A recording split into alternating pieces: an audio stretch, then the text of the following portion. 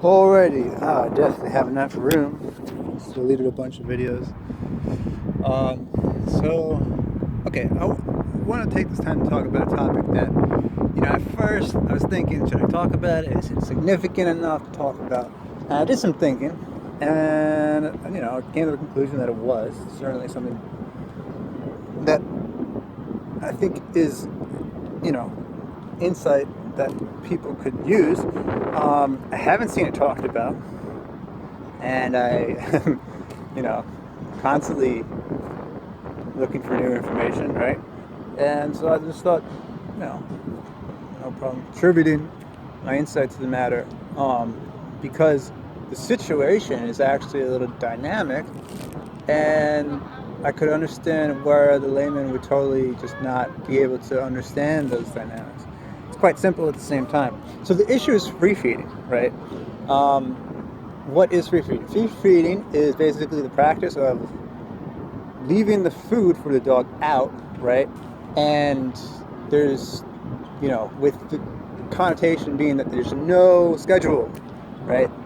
There's never a time where they say, okay, take the food away. Basically, they leave the bowl on the ground and they fill the food up, as it needs to be, right? Now, I've been in practice for close to a decade now.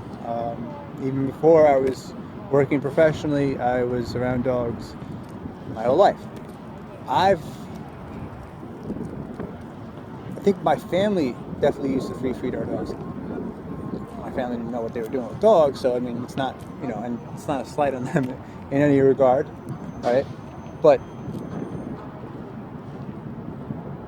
it's just something I don't see professionals do. Anybody who understands dogs well and really has a relationship that is, how do I say, deeper than what usually the layman can achieve, just because of lack of knowledge, right? Dog enthusiasts will always make sure that their dog is a little hungry, right? And this practice is taken to the extent where that some people will fast their dogs. I know a person I really admire. She owns 3 dogs, and she takes really good care of her dogs. Someone I've known for a long time. Susan, she hangs out. She goes sometimes. She goes to a huge dog park all the way above Washington Heights. She's there.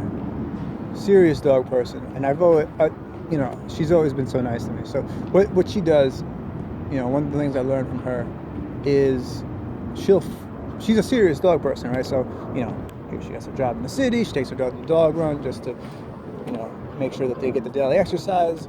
It's fine. It works out for them because she knows what she's doing. I don't suggest bringing your dog to the dog run for exercise. Okay? If you sense some harshness in my tone and can't figure out for yourself why that is, please contact me. I'll have no problem explaining it in full. My contact information is certainly available. That's another topic, so I'm not going to sidetrack. But what she does is, she takes the dogs to the dog run during the time that she's working in the city, and then on weekend, right, she goes, upstate New York, takes her dogs hunting, right? And what she will do on purpose is fast her dogs, because she understands that when she fasts her dogs, she doesn't give them breakfast, their working attitude is just better.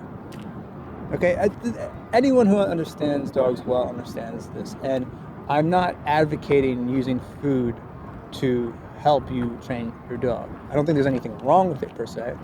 If you're a complete layman, I think you should focus on way more basic stuff, like just your handling skills in general.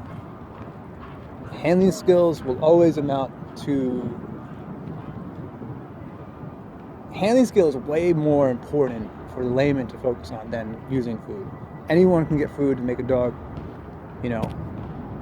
fucking jump up. Like, you can use food to make a dog do anything, That's not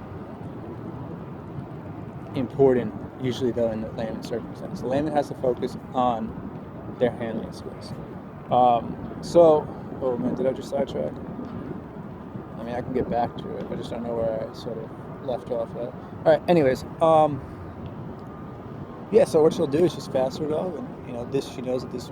It's the basic learning tenet, right? Theory that the more control you have over the resources, right, the more control you have over the being itself.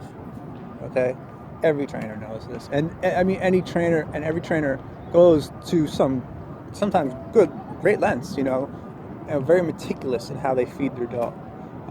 And hats off to you. It's a very, very easy way to control your dog if you know how to use food properly.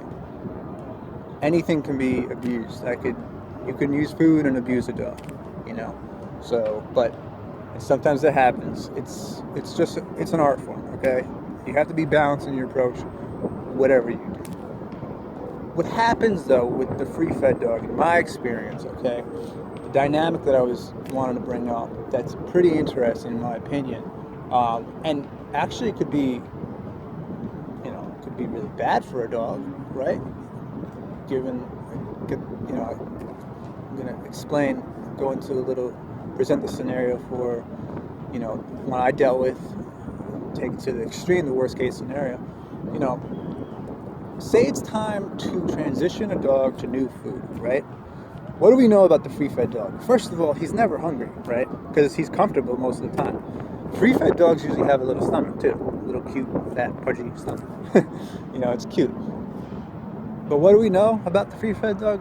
They're never gonna be hungry, like real sense of hunger, right? Say it's time to introduce a dog to new. Hold on, I'm gonna get the sun out of the way. Say it's time to introduce the dog to new food, right? And, usually anytime we're introducing a dog to new food is because usually the food we're introducing to the dog is better than the food it had before, right? And so, in theory, the dog should like it, right? Because if it's really better food, the dog should like it, right? Don't have to go into that. But because the dog is not hungry, right? This is what happens. And I've experienced, I'm talking from experience, so I guess I could just talk about my situation in general. So what happens, right? Client tells me, go to the vet, I got this new food, pick up the food, feed it to my dog. I say, no problem. I have a pet service too, so I have no problem doing stuff like that as well. And I'm a trainer, but anyways. Oh, this guy has a nice haircut. I love his haircut. It's really nice. How old? It's like 2. How old's your dog? Oh, it's 7 years. Oh my god, really? I was way off. Sometimes I'm spot on. Looks really good. Yeah. That haircut is nice, man. It's a good, yeah. Little shih tzu. So, no, Havana sits. Don't let excitement control you. Alright, so let me get back to what I was saying. That's nice. I like that. Good girl. Good. Actually, I don't have any food on. Anyways, so this is the deal, right? Say it's time to introduce the dog to the food. The dog's not hungry, right? You introduce the food to the dog, right? They understand it's food. They understand that you're trying to feed them the food, right? But because they're not hungry, right? Say they go up to it and smell it. At that point, right? That's the conditioning, right? Say they smell it, and because it's not because they don't like it, they haven't tasted it, right? Smell can influence a lot of things. But again, it's not going to hit the dog as hard because they're not hungry. So the dog goes up to the food and smells it, checks it out, and walks away from it. That's the conditioning from then on out. That's how strong conditioning is. Okay? So that dog has just decided, right, that he doesn't like the food, even though he hasn't tasted it. Right? Does that make any sense? I mean, I know it makes sense because it's not complicated to understand, but just from a sort of approach of understanding what balance is, right? If the dog's hungry, right, we could manipulate the hunger. And so even if the dog didn't like it because he smelled it, his drive or her drive is so intense. It's just at the right energy level that the nose isn't activated. He's hungry, so he's not even going to smell the food, right? He's just going to eat it. That's a nice way to transition a dog. A dog who's free fed is not going to be easy to transition. They're going to be picky. And that's going to be a serious issue if you need to transition your dog to healthier food. And I mean, we take the worst case scenario, man. Say the dog is really sick and really needs the healthier food. What are you going to do? I mean, we could always go back to fasting the dog. We just try and reboot the system. But at that point, you're placing a lot of stress on the dog. Well, not because you're fasting it, but because the dog is sick and then you're fasting it, right? I mean, it's just crazy. Maybe then you have to inject it orally, I don't know. So, could be a serious problem. I've seen it to be a serious problem. I have clients where, they don't understand that. I explain it to them, and they understand once I explain it to them. But conditioning is really strong. You understand? And if you start your dog off on, it's just a bad habit. That's probably the most important, consequence. Negative. Hey. All right. Hey, how you doing, man? Hey. This is a girl. Hey. You could. Hey. Actually, she's cool. Hey. Woo. Hey. Yeah, she's shepherd. No, she's actually full shepherd. Hey. All right, we're gonna walk with this dog now because we're gonna solve this right now while I try to talk to him. Woo! It's not gonna happen, man.